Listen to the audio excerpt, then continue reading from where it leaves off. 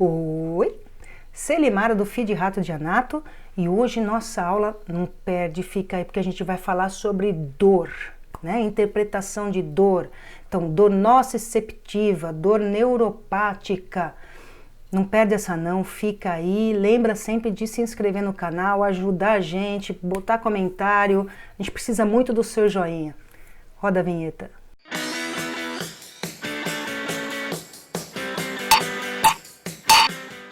A ideia foi de tentar despertar em vocês, sair desse ciclo vicioso de achar que neuro tem que ser decorativo, que a gente tem que pegar uma via sensorial e decorar o trajeto dela, por onde ela passa.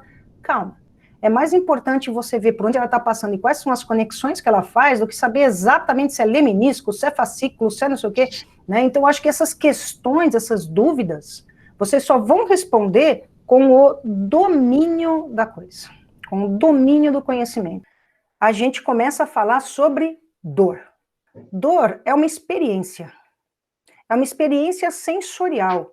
Depende de interpretação e de uma série de outras relações.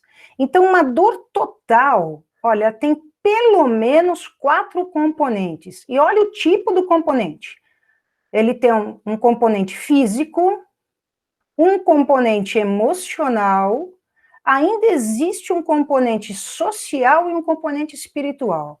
Então, dor não é simples. Deu para sacar aqui que não é uma coisa simples?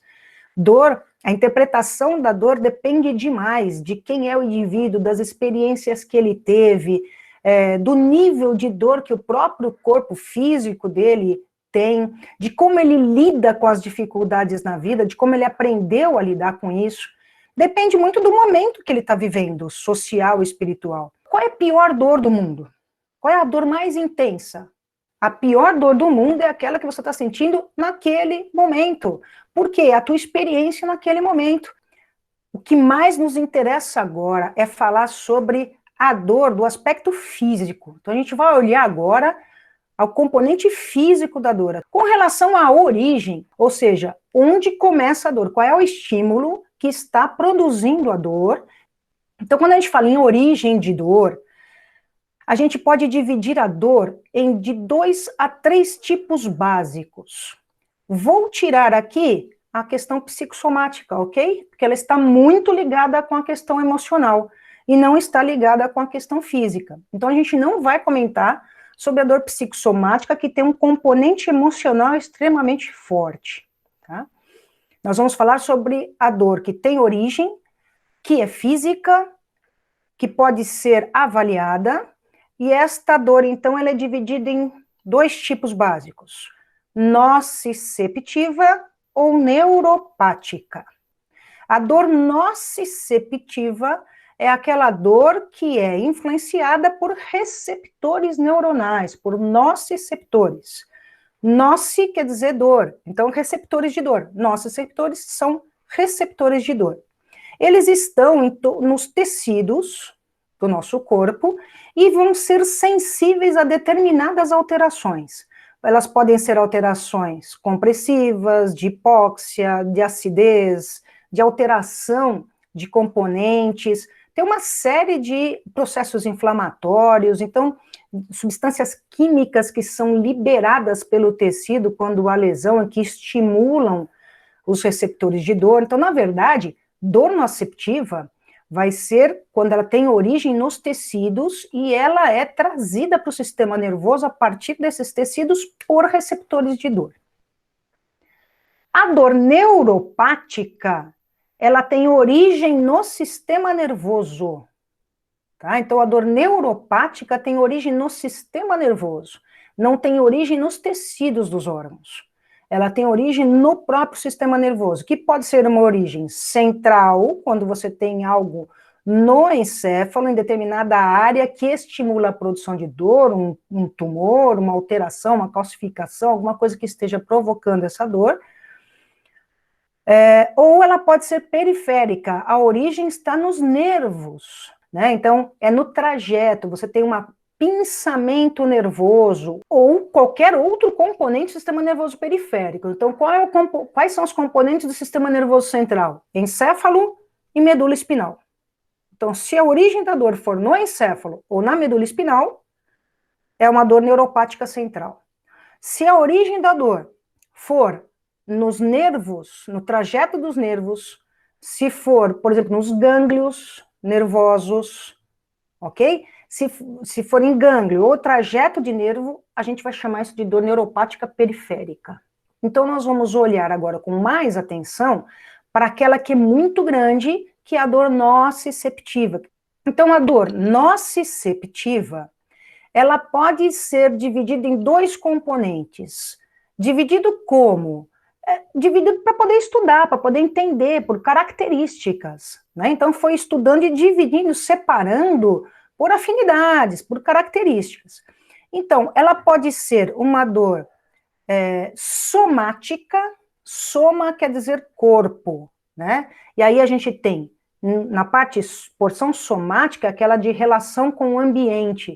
A gente coloca aí a pele, porque interpreta estímulos do ambiente, a gente coloca estruturas ósseas, articulares, estruturas musculares, ou seja, o sistema ósseo-músculo ligamentar e pele. São sistema nervoso somático. Como nós sentimos as influências do ambiente e como nós sentimos essa dor. E visceral, a gente vai falar dos órgãos internos, né, que tem a dor que a gente sente na pele é muito diferente da dor que a gente sente no estômago. Tem características muito diferentes, os relatos são diferentes. Então, por isso foi dividido em órgãos internos, ou seja, dor visceral, e dor ósseo-músculo ligamentar. Lembre-se sempre que nós estamos olhando o quê? A origem da dor, onde há lesão, onde há liberação de toxinas, etc. Ok? A dor nociceptiva, então vamos ver lá, é uma dor que acontece por lesão ou dano tecidual. Então você tem que ter lesão ou dano no tecido, ou uma alteração bioquímica, ou uma alteração qualquer que vá produzir, estimular essa dor no nociceptor. No caso da dor somática, ela está na pele, no aparelho locomotor, ossos, músculos e articulações, e em tecido conjuntivo, específico, como, por exemplo, pleuras, pericárdio, peritônio, ok? Isso é tecido conjuntivo, tecido de revestimento. Ele não é a víscera em si, ele é um tecido de revestimento externo. E ele também é sensível à dor, como o tecido conjuntivo é aquele que conduz inervação, ele também é bastante sensível à dor, em algumas regiões mais do que outras. Esta dor é uma dor bastante específica. O que significa isso? A gente sabe contar como essa dor. A gente fala, nossa, é uma dor assim, aguda, grave, ou então ela é muito forte, é empontada, eu estou sentindo exatamente nesta região, eu não preciso nem olhar para dizer, eu posso virar o rosto e eu estou sentindo dor onde? Pô, estou sentindo dor no meu punho, estou sentindo dor na parte da frente do meu antebraço, estou sentindo... Então a gente consegue ser específico, não só nós, como todas as pessoas, quando elas vão relatar essa dor, elas conseguem dizer uma área muito próxima, muito definida de onde é a dor. E esta dor, ela tem uma característica de ser superficial ou profunda. Então, agora, cuidado. Não confunda dor somática profunda com dor visceral. Apesar de ossos e músculos serem órgãos, eles não são vísceras, tá? Não são órgãos internos com cavidade, etc., ou com parênquima específico. Eles são órgãos, mas não são vísceras. Então, quando você tiver uma origem de dor em ossos, em articulações, em músculos, ou nos tecidos conjuntivos, que a gente citou agora há pouco, isso vai ser considerado uma dor profunda. Qual é a característica da dor profunda? Sabe, tendinite? Eu estou sentindo dor para fazer determinado movimento, fica uma região mais aquecida, fica uma região mais comprometida, ou seja, é específico, mas não é tão específico quanto na pele. Na pele, nas fáscias, é uma dor mais aguda, né? E a dor profunda, ela é uma dor mais crônica. Não é aquela dor aguda, mas é uma dor chata, que incomoda e que persiste, é persistente. A dor visceral. A dor visceral tem uma característica completamente diferente. tá? Ela é de órgãos internos, vísceras, ela é uma dor vaga, difícil de localizar, tá doendo a minha barriga, tá doendo, sabe, meu peito, tá doendo, ó, não é do lado direito, do lado esquerdo, é uma coisa meio difícil de a gente conseguir localizar. Ela pode ser uma dor, então, regional, na região onde aqueles órgãos estão.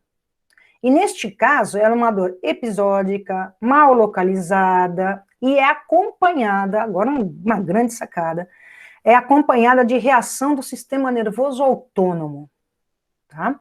Sistema nervoso autônomo, a gente precisa lembrar lá daquela primeira classificação, e se você não lembra dessa classificação funcional do sistema nervoso, tem uma videoaula nossa lá para vocês darem uma olhadinha, tá? Mas o sistema nervoso autônomo é dividido em somático e visceral. Fisiologicamente, funcionalmente. O sistema nervoso somático, olha aqui, é o conceito que a gente está utilizando, somático e visceral para dor. O somático, ele tem uma porção aferente e uma porção eferente. Aferente é entrada de informações, sensorial. Eferente, motor, saída de informações. A mesma coisa, a divisão funcional do sistema visceral. Tem uma porção aferente e tem uma porção eferente. A aferência é sensação, que é o que a gente está estudando agora, tá? São os receptores, o trajeto, etc. E o eferente? Eferente é a porção eferente do sistema nervoso visceral, é chamado sistema nervoso autônomo. Por que autônomo? Porque é a porção motora. Não depende da nossa vontade, a gente não consegue influenciar. Depende de centros neuronais e não da nossa vontade. Não é assim, a gente fala, coração, bate mais rápido, bate mais devagar. Não dá. A gente interpreta a situação e tem as reações, né? Por isso é chamado autônomo. E o autônomo é dividido em simpático e parasimpático. Portanto, 3 pontinhos. Sistema nervoso autônomo é a porção eferente do sistema visceral. Se é eferente, ele é só motor. Então, o sistema nervoso autônomo não é capaz de perceber alterações do ambiente, não é capaz de perceber dor, não é capaz de perceber sensações. Primeira coisa que você vai colocar na mesa agora, escrever num papelzinho enorme, que sistema nervoso autônomo, ele é motor e não sensorial. A dor regional vai chegar no cérebro, vai ser interpretada como uma dor regional visceral, e como o sistema nervoso autônomo é o sistema responsável por fazer as vísceras funcionarem, fazer as glândulas secretarem, produzirem secreções e liberarem, ele vai reagir a essa dor. Ele vai estimular as vísceras de alguma forma, ou via simpática ou via parasimpática. E aí ele responde. Quando ele responde, você começa a ter o quê? Enjoos, você começa a ter sudorese, você começa a ter alteração de pupila, você começa a ter alteração da frequência cardíaca, da pressão arterial, do padrão ventilatório. Por quê? Porque é motor.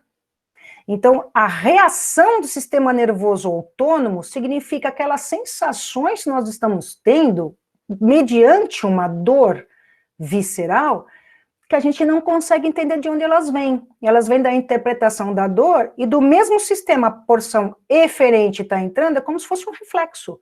O reflexo não é uma entrada de informações, né, aferente, a conexão e a saída de informações eferentes. A gente está tendo a dor visceral, ela está entrando, o sistema nervoso está conectando isso e está respondendo com o sistema nervoso simpático ou parasimpático.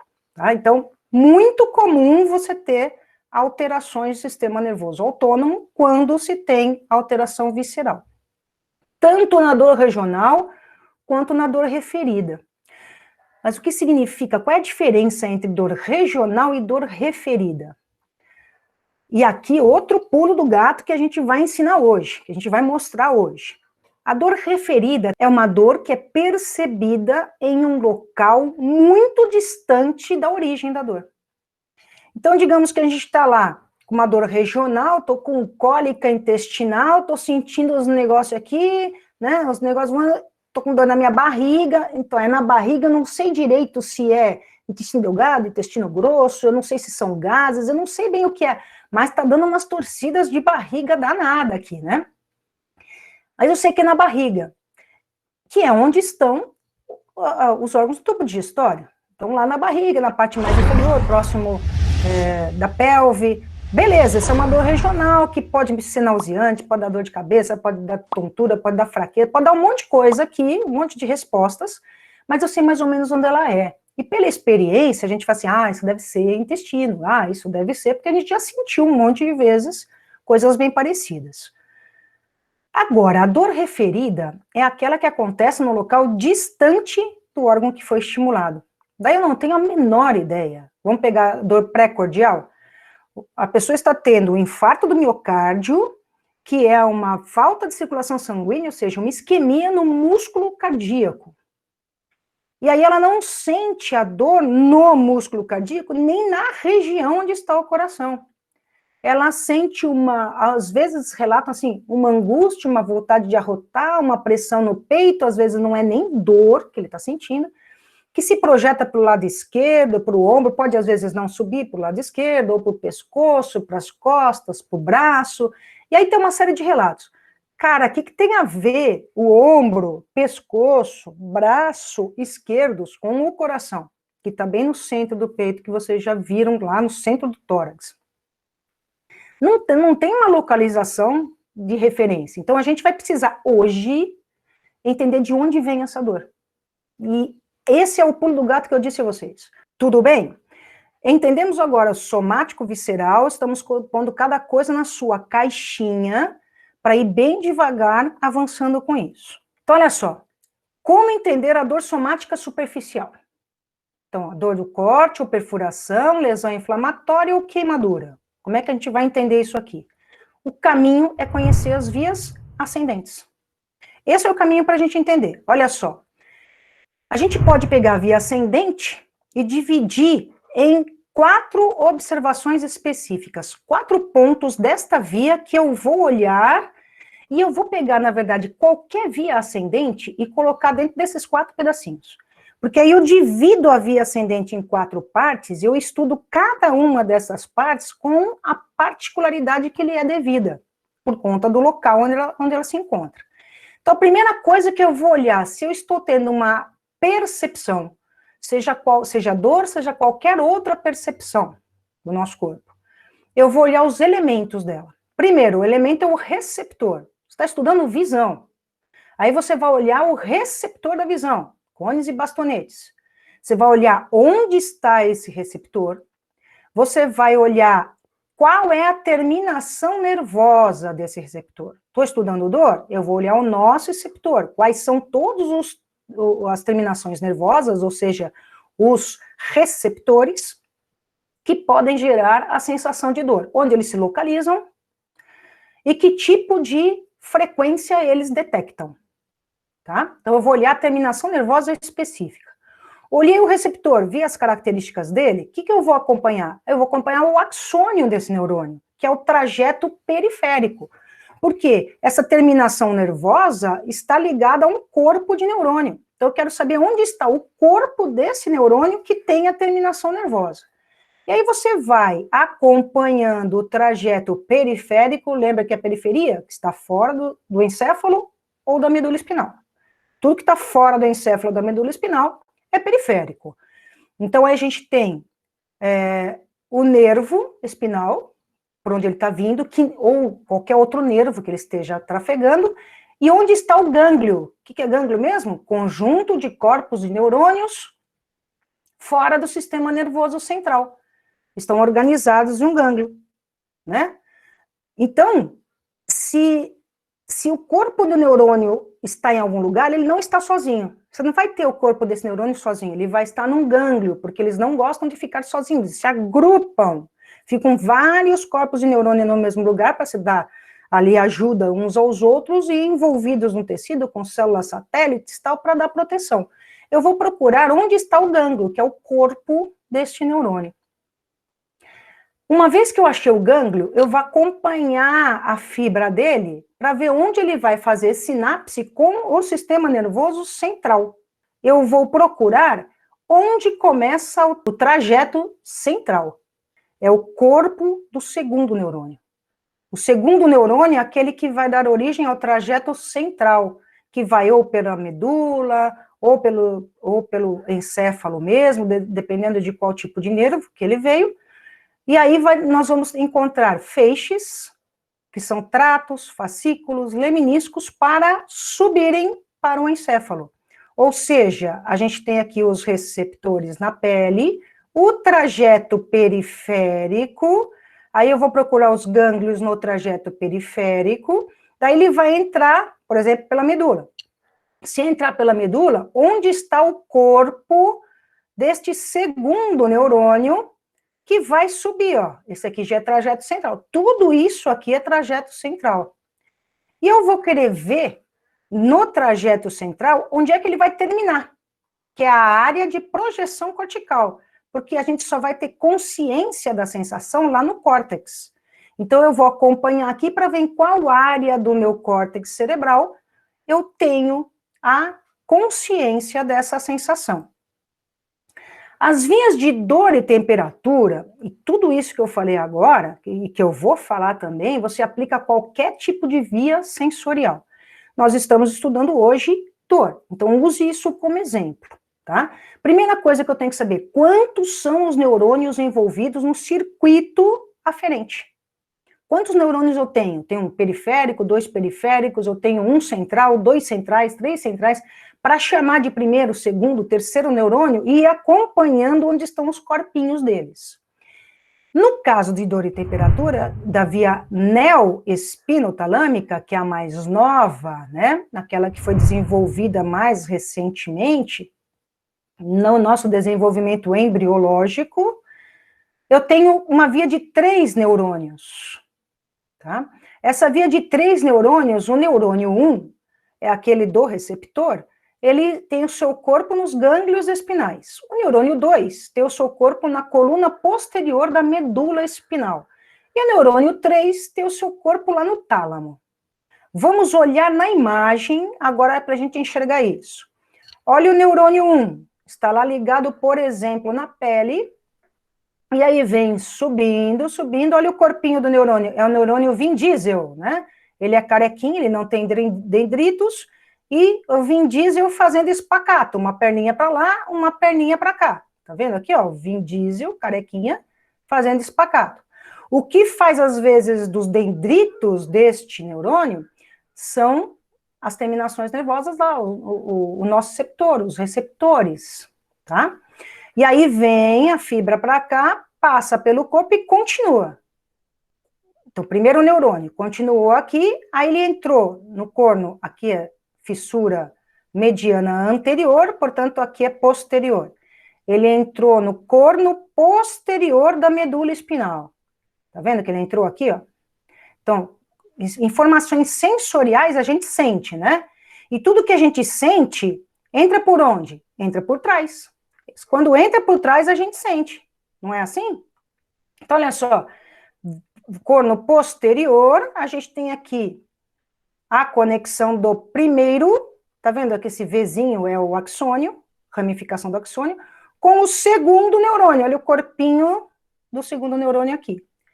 E aí esse segundo neurônio faz o quê? Ele atravessa para o lado oposto, naquele segmento medular, ele atravessa para o lado oposto e sobe pelo trato, ó. Então, olha o trato neoespinotalâmico, que a gente está estudando agora é o vermelhinho. Então, ó, é o vermelhinho que chegou aqui, fez sinapse. O segundo neurônio subiu, passou da medula, passou pelo bulbo, que aqui é o bulbo, tá vendo? Subiu, passou pelo mesencéfalo, os conhecimentos neuroanatômicos aqui, passou pelo mesencéfalo, chegou lá na região do tálamo. Lá no tálamo ele termina, tá vendo? Então, o segundo neurônio vai fazer sinapse com o terceiro neurônio na região do tálamo, no núcleo ventro póstero lateral ou ventro póstero medial, nessa região aqui, médio lateral. Fez a sinapse aqui, deu origem ao terceiro neurônio, que vai pela cápsula interna, coroa radiada, até o córtex, a área somestésica do córtex sensorial. Ok? Qualquer uma dessas áreas aqui, dependendo de onde vem esta informação. Então, olha só, se a gente olhar assim, dividido em 3 neurônios, me parece que fica um pouco mais fácil a gente entender esse trajeto. Porque aí basta a gente saber um pouquinho de neuroanatomia, que a gente pode ir aumentando o conhecimento de neuroanatomia aos poucos, que a gente já consegue entender o que é um cono posterior, o que é um cono anterior de medula, a gente consegue entender que esse trato, ele vai subir pelo... Então, você tem o fascículo posterior, funículo lateral e funículo anterior. Ele está subindo pelo funículo lateral, olha só. Sobe pelo funículo lateral da medula espinal, que é a substância branca, né? Ele vai subindo lá até o tálamo, no tálamo ele faz conexão. Então, que tipo de dor é essa que vai pela via neo-espinotalâmica? É uma dor rápida, porque são tipo de fibras A, né, que são fibras rápidas. Ela é uma sensação, a interpretação dela, desse neo-espinotalâmico, é uma dor aguda, bem localizado, definido, que pode ser intensificado e bem discriminado. Então, você consegue saber, assim, a intensidade, muito pouco, médio, você consegue dizer, e discriminar essa dor. Característica da neo-espinotalâmica. Na neo-espinotalâmica existem, por exemplo, procedimentos, por curiosidade agora, cirúrgicos de fazer cordotomia anterolateral. Faz uma cordotomia anterolateral aqui, dessa região do funículo lateral bem anterior, para diminuir a percepção de dor em pacientes que têm uma dor extremamente aguda. Veja que é contralateral. O que significa isso? O que eu senti do meu lado direito atravessa para o lado esquerdo e é interpretado do lado esquerdo do meu cérebro. Tá bom? Então, a cordotomia, se a pessoa está com uma lesão de dor no lado direito, a cordotomia tem que ser feita do lado esquerdo. Sempre importante prestar atenção nisso. Vamos lá, como entender então uma dor visceral? Uma dor do refluxo gastroesofágico. Gastrite. Cólica intestinal. Então, como entender essas dores, né? Que elas são diferentes daquela que a gente comentou até agora. A gente tem a via paleoespinotalâmica, que vai carregar essas informações de dor e temperatura. Por que a gente fala dor e temperatura? Porque temperatura, se tiver muito quente ou muito frio, a gente também interpreta como dor, não é verdade? Mas nós vamos focar aqui especificamente em entender a dor, porque depois você entender a dor que vem da alteração de temperatura, ficar, poxa, muito mais fácil, tá? Também nós vamos pensar em 3 neurônios, apesar de nós termos mais neurônios envolvidos nessa dor. E aqui tem outro pulo do gato. O neurônio 1 está nos gânglios espinais, a semelhança da via neo. Então está aqui, o neurônio 1. O neurônio 2 no corno posterior, do mesmo jeito. Então o vermelhinho é o neo e o azulzinho aqui na nossa imagem é o paleoespinotalâmico. Olha só, o neurônio 3 é que é diferente. O neurônio 3, ele pode estar em 2 lugares. Depende da via, depende de qual é a informação e por onde ela está subindo, tá? Pode estar na formação reticular ou pode estar no tálamo. Vamos acompanhar na imagem agora para a gente entender isso. Olha só, vamos lá. Então, a gente tem aqui o paleoespinotalâmico, o azulzinho. Atravessa no mesmo segmento contralateral. Veja que não é antero-posterior, ele já é mais lateral o trato, ó. Já vai mais para lateral, não é tão anterior quanto o neoespinotalâmico. Então, ele é posterior em relação ao neo. E ele vai subindo pela medula, olha só, bulbo e mesencéfalo, ele pode fazer uma conexão. Tá? E aí, e faz com muita frequência. Só que de bulbo até o mesencéfalo, lá dentro tem vários núcleos celulares que juntos a gente chama de formação reticular. Também outra coisa bastante complexa que aos poucos a gente vai aprendendo. Mas são vários núcleos que juntos são chamados formação reticular. E a formação reticular está intimamente ligada com o sistema límbico, que é o das emoções, e interpretação das emoções. Por isso é muito comum a gente ter algumas dores que te deixam mal-humorado, que você não suporta, ou então uma situação emocional que te produz uma dor. Só de lembrar daquela situação emocional, você lembra da dor que você tinha, e muitas pessoas somativas e passam a sentir essa dor. Então tem uma conexão muito grande entre esta via aqui, via formação reticular, que explica a questão emocional e a reação emocional a determinadas dores. Por experiência e também na construção dessa experiência. Olha só, aqui é uma região que a gente tem aqui em volta, substância cinzenta periaquedutal, que fica aqui no mesencéfalo, e daqui esta informação passa para o tálamo lá. O neurônio 3, ele vai partir onde? Da formação reticular. Ou seja, quando chegar no tálamo, ele já vai ficar consciente em nível talâmico, e depois ele vai, então, ou para o córtex da ínsula, ou para a área sensorial do córtex. Então, olha lá, a gente deixou aqui a formação reticular, que vai ter conexão com o córtex límbico, córtex frontal, com o hipotálamo, com núcleos motores, e também com o tálamo, chegando na área somestésica. É uma dor que pode estar consciente no tálamo, já tem características de ser uma dor lenta, tá? Que são fibras do tipo C, Titi errou aqui, esqueceu de mudar, são fibras do tipo C, desculpa. Ela é crônica e protopática, ou seja, ela é imprecisa, é acompanhada sempre por reação neurovegetativa, emocional, motor e comportamental, mesmo que muito de base, por conta dessa relação com a formação reticular. Ok? Por último, como entender a dor visceral referida? Então, olha lá. Coração, olha onde que é referida a dor. Dor pré-cordial.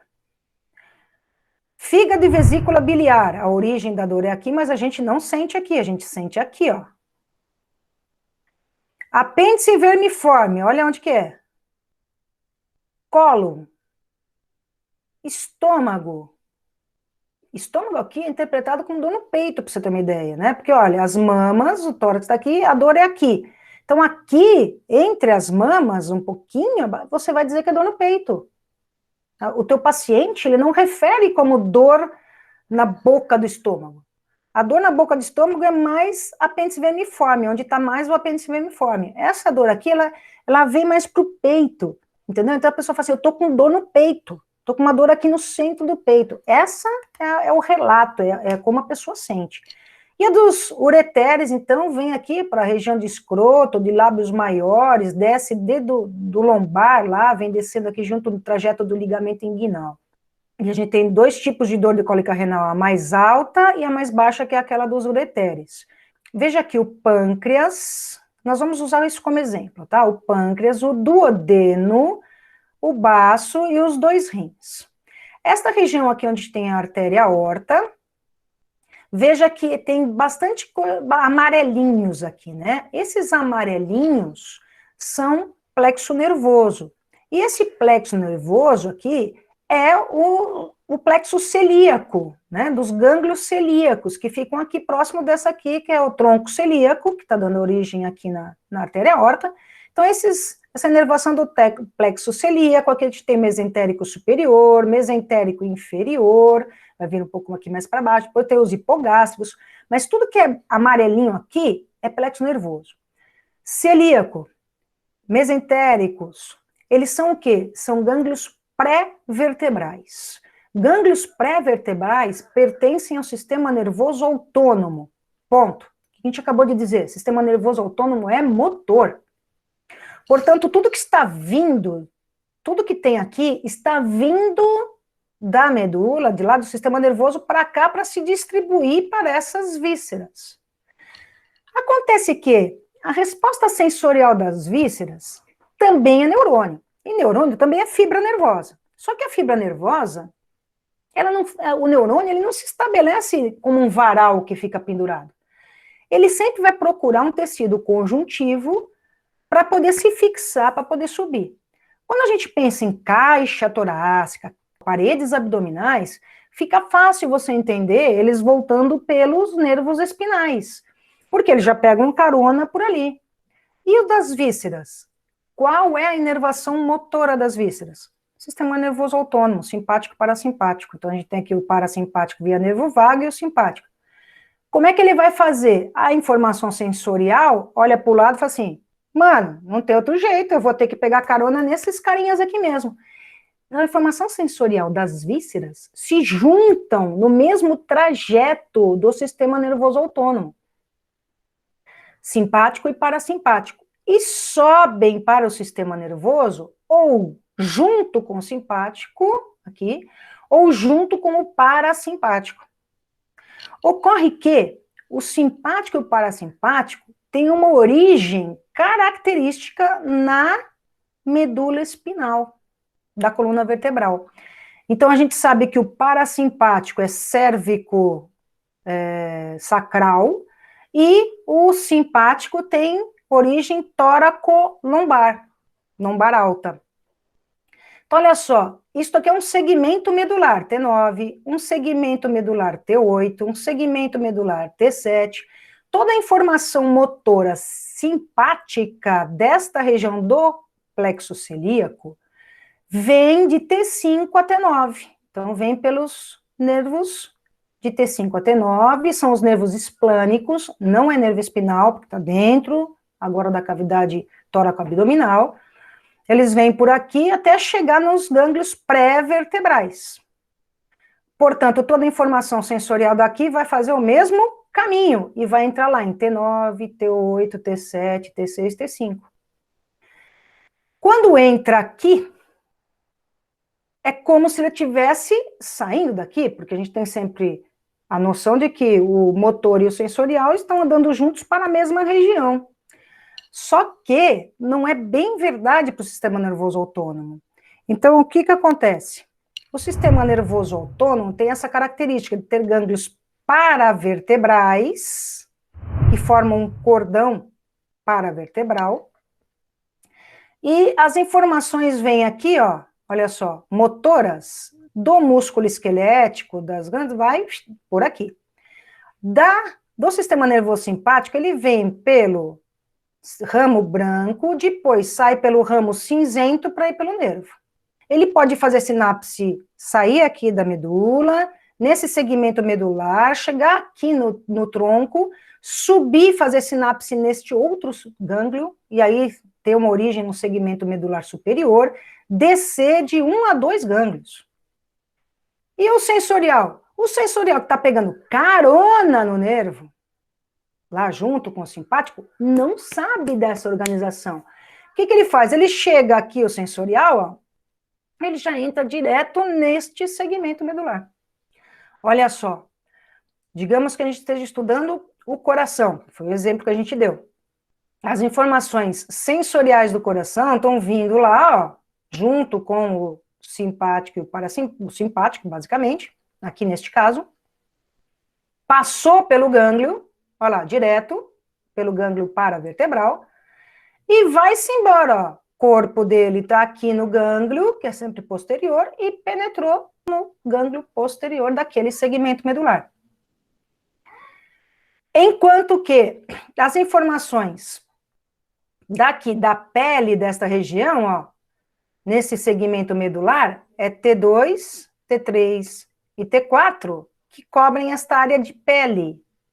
E aí a gente vai ter sensorial desta área de pele entrando pelo mesmo segmento medular das informações aferentes que vêm da víscera coração. Entrando pelo mesmo segmento medular. E lá no segmento medular, olha só o que acontece. As fibras C e as fibras A, do tipo A, que são as rápidas. Essa aqui é a fibra da pele. Essa aqui é a fibra do coração, naquele nosso exemplo. Essas são lâminas de Hexed, né? Que são essas zonas da medula espinal, são zonas da substância cinzenta da medula espinal. E teve um estudioso que dividiu isso em faixas, em lâminas, que foi o Hexed. Então, olha só, de 1 a 4 são áreas receptivas cutâneas. Ó, 1, 2, 3, 4. Basicamente, áreas receptivas cutâneas. A lâmina 5 recebe aferentes finas da pele, músculos e vísceras. E a lâmina 6 recebe aferentes proprioceptivas e algumas cutâneas.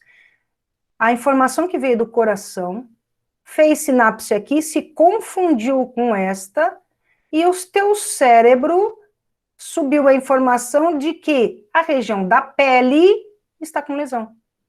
Quando, na verdade, a informação veio do coração. Então, a gente sente a pele dolorida quando a origem é da víscera. Então, toda vez que tiver esta coincidência no corno posterior da medula, de poder dar um tilt aqui e um estimular o outro, a gente vai ter uma dor referida. E a dor referida acompanha os dermátomos. O que são dermátomos? Esse desenho aqui, ó. Áreas de pele relativos a cada segmento medular. Tá? Então, segmento C4, que é o quê? É o nervo C4. Tá? Aquele que está saindo entre C4 e C5. Ó, o nervo C5, ombro e braço e antebraço. Olha o T2. Vamos entender lá a cólica renal, a cólica de ureter. Olha aqui, ó. Olha só, lombar 1. Olha como é que é na região anterior e olha onde que é na região posterior. Aqui, ó. Por que é tão diferente o anterior com o posterior? Por que a gente vê aqui uma pequena área em genital, sacral, né, em vermelho aqui, na região anterior, e uma enorme área na vista posterior? Olha para esta imagem aqui, veja os segmentos medulares dão origem aos nervos espinais. Só que a medula espinal, ela não cresce na mesma volume e proporção que a coluna vertebral. Então, a medula espinal acaba ficando, no adulto, mais curta do que a própria coluna, terminando medula por volta de L1, L2, e ficando a cauda equina no interior aí da coluna vertebral. Se nós fizermos a posição de 4 apoios, que é o mesmo que um animal faz quando está sendo estudado, a gente vai perceber que existe um alinhamento muito interessante, olha só, dos dermátomos em relação à coluna vertebral, mas nós resolvemos ficar nesta posição, resolvemos ser bípedes. E quando a gente ficou de pé, a gente tirou essa relação imediata do segmento medular com o dermátomo. Então é preciso considerar isso quando a gente vai estudar dermátomo e a dor visceral. Dermátomo, área da pele que a gente tem sensação. Miótomo é o nervo que vai inervar quais músculos, tá? Como a gente não está estudando músculo, a gente vai deixar miótomo de canto. Vamos conceituar bacana dermátomos aqui. Beleza? Eu tenho para mim que essa parte de neuro não é nada decorativa. Esta parte de neuro você tem que ir construindo ao longo do tempo. Então, por isso que eu falei, colocar caixinhas nos seus lugares, e aí você vai plantando, colocando terra, colocando adubo, a sua semente, aí você vai plantando e aumentando no conhecimento. Se você deixar isso lá atrás para decorar, vai ser a mesma coisa do que sempre foi. Aproveitou essa aula? Que bom! Então, se você gostou, tem mais aulas interessantes aqui, tem aula de neuro, tem aula de locomotor, tem um monte de aulas muito bacanas para te ajudar a entender isso que a gente acabou de estudar. Então, fica com a gente, vai lá no canal, dá o seu joinha, se inscreve, vai ver os vídeos que a gente tem, as nossas playlists. Feed Rato de Anato, transformando ratinhos em gênios.